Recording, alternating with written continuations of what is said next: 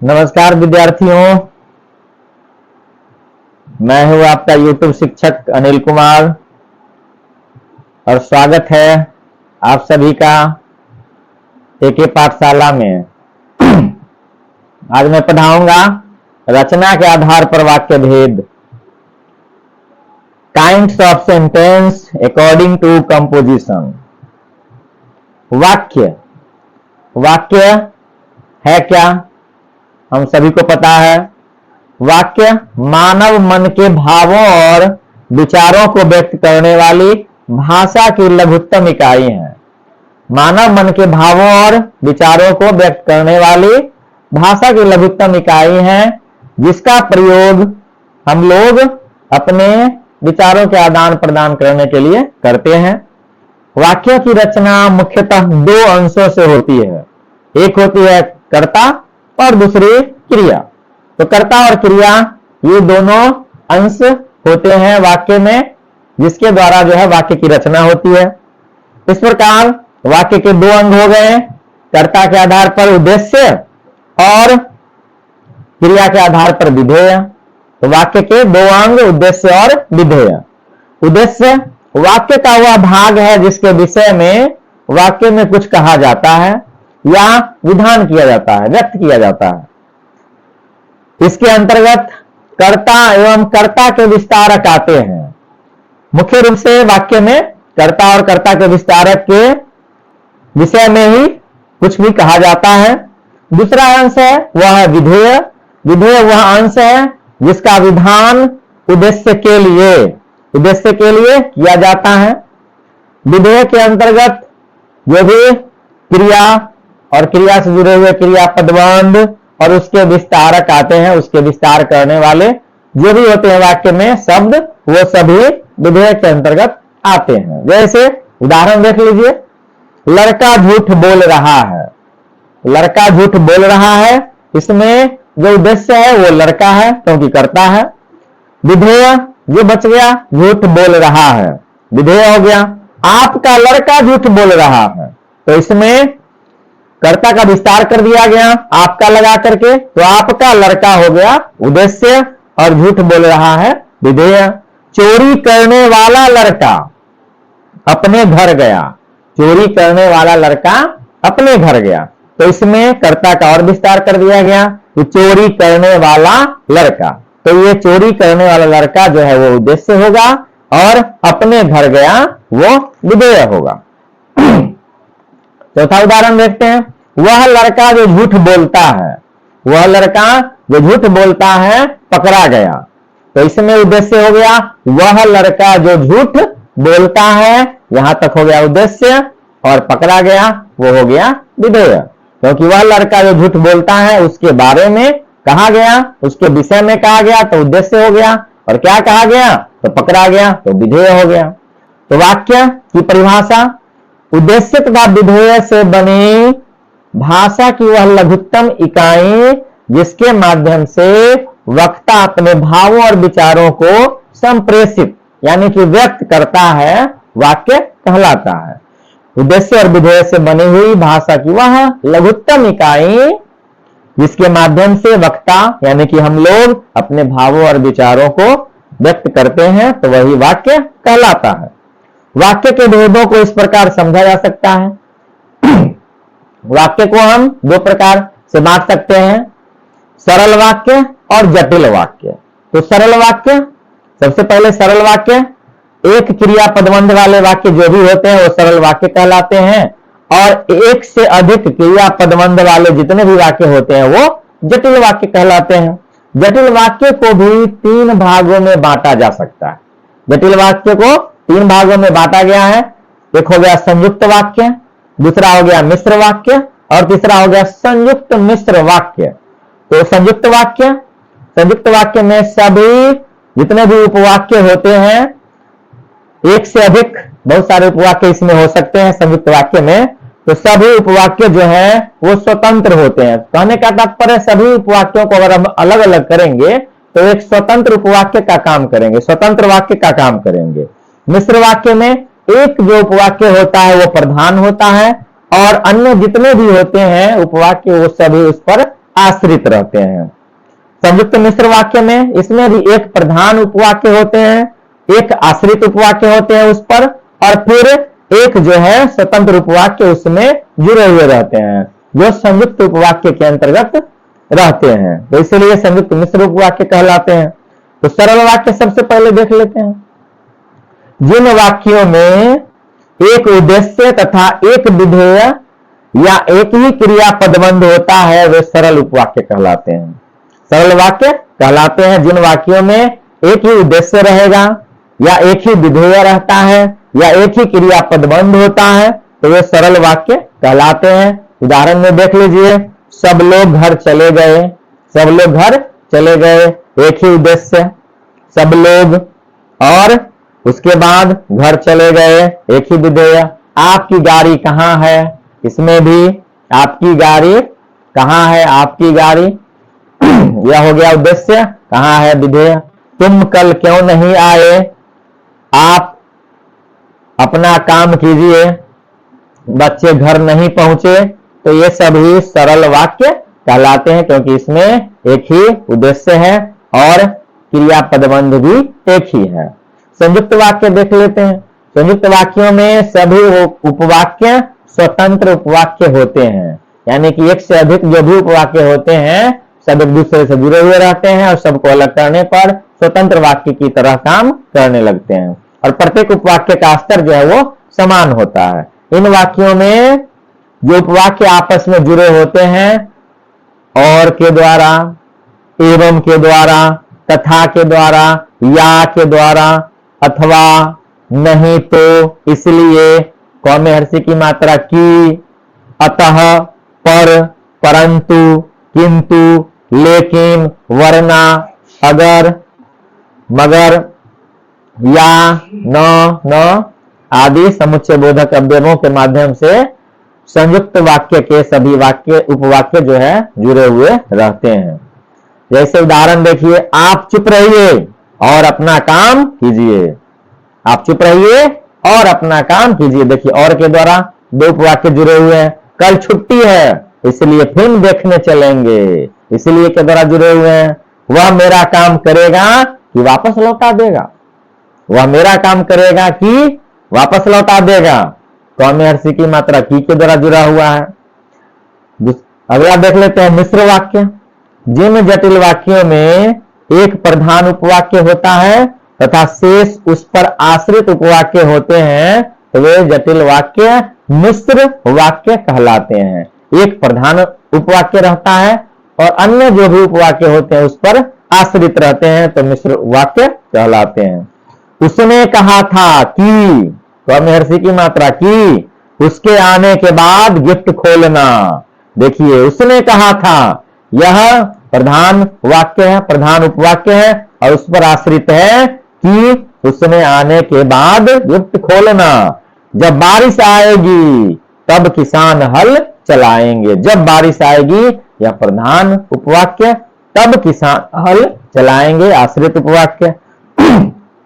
वह लड़का मिला था जो नौकरी मांगने आया था, वह लड़का मिला था जो नौकरी मांगने आया था, वह लड़का मिला था। यह हो गया प्रधान उपवाक्य और आश्रित हो गया जो नौकरी मांगने आया था।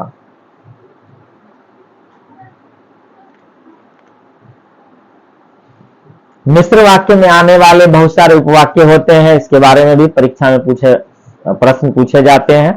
तो हम लोग देखते हैं कि तीन प्रकार के जो है मिश्र वाक्य में उपवाक्य रहते हैं, आश्रित उपवाक्य। तीन प्रकार के आश्रित उपवाक्य मिश्र वाक्य में देखे जाते हैं। एक होता है संज्ञा उपवाक्य, दूसरा होता है विशेषण उपवाक्य और तीसरा होता है क्रिया विशेषण उपवाक्य। तो संज्ञा उपवाक्य को कैसे पहचानेंगे? तो सबसे पहले जो प्रधान उपवाक्य होता है उसकी क्रिया पर क्या शब्द से प्रश्न करेंगे। अगर उसका उत्तर मिल जाता है तो हम समझ लेंगे कि वह संज्ञा उपवाक्य है। या कौमे हर्षी की मात्रा की के द्वारा जो भी उपवाक्य जुड़े हुए रहेंगे प्रधान उपवाक्य से, तो हम समझ जाएंगे कि वह संज्ञा उपवाक्य है। उदाहरण में देखिए, मैंने सुना है कि, कौमे हर्षी की मात्रा की, इस गांव में भूत है। तो इस गांव में भूत है, कौन हर्षी की मात्रा की से जुड़ा हुआ है, तो हम समझ जाएंगे कि संज्ञा उपवाक्य है। क्या से भी प्रश्न कर सकते हैं, मैंने क्या सुना है, तो इस गांव में भूत है, उत्तर मिल गया, तो हो गया संज्ञा उपवाक्य। दूसरा है विशेषण उपवाक्य। विशेषण उपवाक्य, विशेषण उपवाक्य को पहचानने के लिए हम लोग कर्ता पर कौन सा या कौन सी या कौन शब्द लगा करके प्रश्न करते हैं, जो उत्तर मिलेंगे वो विशेषण उपवाक्य होते हैं। जैसे देखिए उदाहरण में, पिताजी ने वह मकान बेच दिया, पिताजी ने वह मकान बेच दिया जो पुराना हो गया था। प्रश्न करते हैं कौन सा मकान जो पुराना हो गया था, मिल गया उत्तर, तो यह हो गया विशेषण उपवाक्य। कल वह लड़की मुझसे मिलने आई जिसने स्कूल में इनाम जीता था, इसमें भी प्रश्न कर लेते हैं, कौन सी लड़की मिलने आई, उत्तर मिल गया जिसने स्कूल में इनाम जीता था, तो हो गया विशेषण उपवाक्य। और ऐसे उपवाक्य जो है प्रधान उपवाक्य से जो मुख्य रूप से जुड़े हुए रहते हैं, जो के द्वारा, जिसके द्वारा, जिसका के द्वारा, ये सभी अव्यय के द्वारा जो है वो जुड़े हुए रहते हैं प्रधान उपवाक्य से। आश्रित उपवाक्य तो हम समझ जाएंगे कि जो जिसका जिस लगा हुआ है और कौन सा या कौन सी से प्रश्न करते हैं उसका उत्तर मिल जाता है, तो हम समझ जाएंगे कि विशेषण उपवाक्य है। तीसरा है क्रिया विशेषण उपवाक्य। तो क्रिया विशेषण उपवाक्य की पहचान भी हम क्रिया विशेषण की तरह कर लेते हैं। प्रश्न पूछते हैं कहां के द्वारा, कब के द्वारा, कैसे के द्वारा, कितना के द्वारा और क्यों के द्वारा। तो कहां, कब, कैसे, कितना, क्यों, इन सभी शब्दों के द्वारा हम प्रश्न पूछते हैं। अगर उसका उत्तर मिल जाता है तो हम समझ जाते हैं कि आश्रित उपवाक्य जो है वो क्रिया विशेषण उपवाक्य है। जैसे उदाहरण देख लीजिए, जहां तुम जाओगे मैं भी वहां जाऊंगा, जहां तुम जाओगे मैं भी वहां जाऊंगा। तो यहां पर जो है सो देख लीजिए, कहां से प्रश्न करेंगे उत्तर मिल जाएगा, कहां जाऊंगा, जहां तुम जाओगे मैं भी वहां जाऊंगा, कहां जाऊंगा, तो जहां तुम जाओगे, उत्तर मिल गया, जहां तुम जाओगे उत्तर मिल गया। अब इसमें दूसरा जो उपवाक्य है वो प्रधान उपवाक्य और पहला जो है वो आश्रित उपवाक्य है। तो इस प्रकार भी हम देख सकते हैं, जब तुम खाओगे तब हम खाना खाएंगे, जब तुम आओगे तब हम खाना खाएंगे। इसमें भी प्रश्न कर लेते हैं, कब खाना खाएंगे, जब तुम आओगे। तो जब तुम आओगे यह हो गया क्रिया विशेषण उपवाक्य।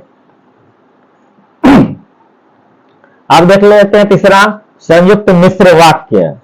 संयुक्त मिश्र वाक्य क्या होता है, तो जिन वाक्यों में मिश्र वाक्य तथा संयुक्त वाक्य दोनों होते हैं, मिश्र वाक्य भी रहेंगे और उसमें संयुक्त वाक्य भी जुड़े रहेंगे, तो उसे संयुक्त मिश्र वाक्य कहते हैं। इसमें प्रधान उपवाक्य होगा, उसके बाद उस पर आश्रित उपवाक्य होगा और स्वतंत्र उपवाक्य होते हैं।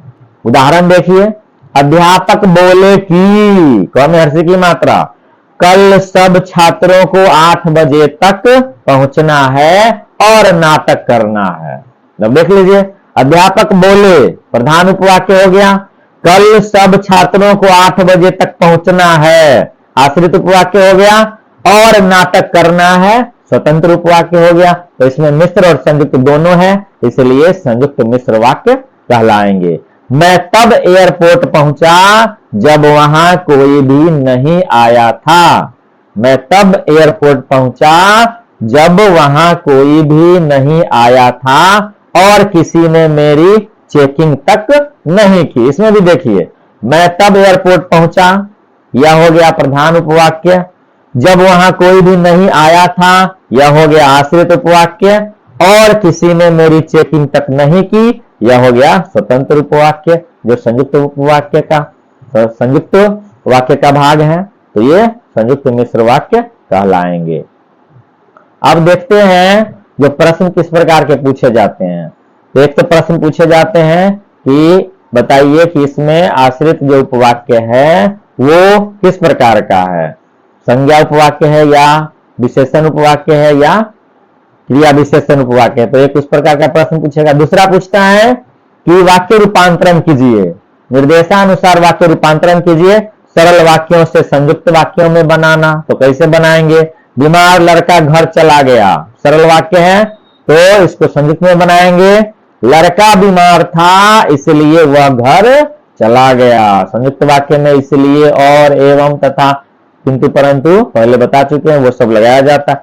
श्याम और राम दोनों जाएंगे, राम और श्याम दोनों जाएंगे, राम और श्याम दोनों जाएंगे, यह सरल वाक्य है, इसको हम लोग बदलेंगे संयुक्त में। तो राम भी जाएगा और श्याम भी जाएगा, राम भी जाएगा और श्याम भी जाएगा, और लगाकर बना दिए। बच्चे ने सड़ा हुआ अमरूद खाया, यह है सरल वाक्य, इसको बदलेंगे संयुक्त वाक्य में। अमरूद सड़ा हुआ था, एक क्रिया, फिर भी बच्चे ने खाया, दूसरी क्रिया। तो दो क्रिया जो है वो बना देना है, फिर भी लगा करके अलग कर दिया गया दोनों उपवाक्यों को। मैं नाश्ता करके स्कूल जाऊंगा, सरल वाक्य है, बनाना है संयुक्त में। मैं पहले नाश्ता करूंगा फिर स्कूल जाऊंगा, मैं पहले नाश्ता करूंगा, करूंगा करके को करूंगा बना दिया गया, फिर स्कूल जाऊंगा, स्कूल जाऊंगा जैसे था वैसे। इसी प्रकार हम लोग बनाते हैं सरल से संयुक्त। अब संयुक्त से सरल कैसे बनाएंगे? सिंपल, जैसे बनाए थे उसको उल्टा कर देंगे। वह बेईमान है इसलिए दुखी रहता है, इसको सरल बनाना है। वह बेईमान होने के कारण, वह बेईमान होने के कारण हमेशा दुखी रहता है। राम नौकरी करेगा अथवा श्याम नौकरी करेगा, यह है संयुक्त वाक्य। राम नौकरी करेगा अथवा श्याम नौकरी करेगा, तो इसको हम लोग बदलेंगे सरल वाक्य में। तो राम अथवा श्याम में कोई एक नौकरी करेगा, राम अथवा श्याम में कोई एक नौकरी करेगा। तो कोई एक तक हो गया यहां पर उद्देश्य, और नौकरी करेगा हो गया विधेय। वह गाड़ी में बैठा और घर चला गया, वह गाड़ी में बैठा और घर चला गया, इसको हम लोग बदलेंगे सरल में। वह गाड़ी में बैठकर, बस बैठकर लगा दिए, बैठकर घर चला गया। तो एक क्रिया को हम लोग यह पूर्वकालिक क्रिया में बदल देते हैं, कर लगा करके या के कारण लगा देते हैं और बस वो सरल में बदल जाता है। सरल वाक्यों को मिश्र वाक्यों में कैसे बदलते हैं? काली साड़ी वाली लड़की को बुलाओ, यह था सरल वाक्य, इसको मिश्र में बदलना है। उस लड़की को बुलाओ, उस लड़की को बुलाओ जिसने काली साड़ी पहनी है, बन गया। उस लड़की को बुलाओ जिसने काली साड़ी पहनी है, उस लगा दिए, लड़की को बुलाओ, उसके बाद अल्प विराम लगा दिए, कौमा, जिसने काली साड़ी पहनी है, हो गया। वह हरियाली के बीच रहती है, इसको बनाना है मिश्र में। वह वहां रहती है जहां बहुत हरियाली है, वह वहां रहती है जहां बहुत हरियाली है। मैंने भाई से मेला जाने की बात कही, अब देखिए इसमें सरल वाक्य है, मैंने भाई से मेला जाने की बात कही, इसको हम लोग बदलेंगे इसमें मिश्र में। तो मैंने भाई से यह बात कही, मैंने भाई से यह बात कही कि कौमे हर्षी की मात्रा की, मैं मेला जाऊंगा, मैं मेला जाऊंगा। मिश्र वाक्यों से सरल बनाएंगे, बस उल्टा कर देंगे।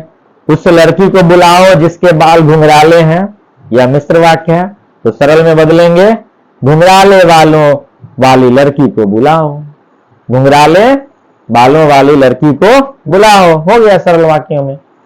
वह वहां रहती है जहां बहुत गंदगी है, वह वहां रहती है जहां बहुत गंदगी है, तो सरल वाक्य बदलना है। वह गंदगी के बीच रहती है, वह गंदगी के बीच रहती है। मां ने सुनीता से कहा कि, कौमे हर्षी की मात्रा की, वह पढ़ाई कर ले, मां ने सुनीता से कहा कि वह पढ़ाई कर ले, इसको सरल वाक्य में बदलेंगे। मां ने सुनीता से पढ़ाई करने को कहा, मां ने सुनीता से पढ़ाई करने को कहा। अब हम मिश्र वाक्यों से संयुक्त वाक्य कैसे बदलेंगे? जैसे ही चोर घर में घुसे जैसे ही चोर घर में घुसे पुलिस आ गई। जैसे ही चोर घर में घुसे पुलिस आ गई। अब इसको बदलेंगे संयुक्त वाक्य में, चोर घर में घुसे और पुलिस आ गई। चोर घर में घुसे और पुलिस आ गई, और लगा दिए, बन गया संयुक्त वाक्य। जब आप आएंगे तभी मैं खाना खाऊंगा। जब आप आएंगे तभी मैं खाना खाऊंगा, मिश्र वाक्य है, इसको बदलना है संयुक्त वाक्य में, आप आएंगे और मैं खाना खाऊंगा। आप आएंगे और मैं खाना खाऊंगा, बस बन गया। संयुक्त वाक्यों से मिश्र वाक्य कैसे बनाएंगे? पिताजी ने पर्स खोला और पैसे दे दिए, कौन वाक्य है? संयुक्त वाक्य। पिताजी ने पर्स खोला और पैसे दे दिए, इसको हम लोग मिश्र वाक्य में बदलेंगे। जब पिताजी ने पर्स खोला तब पैसे दे दिए। जब पिताजी ने पर्स खोला तब पैसे दे दिए, जब और तब लगा करके मिश्र वाक्य बना दिए। एक वाक्य पर दूसरे वाक्य को आश्रित कर दिए। वह ईमानदार